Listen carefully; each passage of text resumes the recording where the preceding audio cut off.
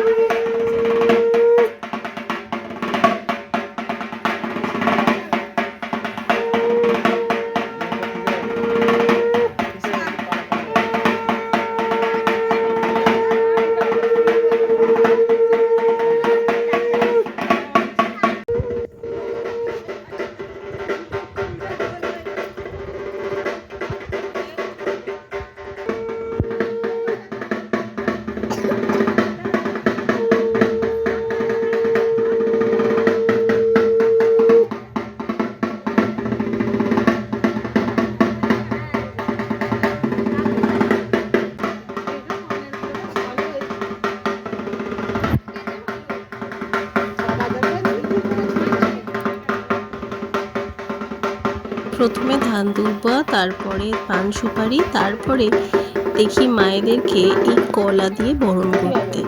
আর যখন মায়েরা কলা দিয়ে বরণ করে তখন বাড়ির ছোটরা পিছন দিকে এসে দাঁড়িয়ে থাকে। ওই কলাগুলো যখন বরণের শেষে মা ছুটবে তখন সেটা নেওয়ার জন্য। আমাদের বাড়ির খুদের সদস্য এখন দাঁড়িয়ে আছে সেই কলা কুড়োনোর জন্য। ওকে দেখে আমার সেই ছোটবেলার কথা মনে পড়ে গেল।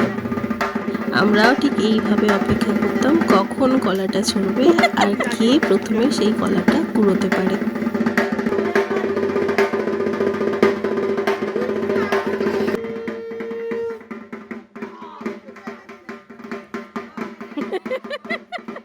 মায়ের বরণের পরবর্তী অংশ নিয়ে আসছি পরের পার্টে।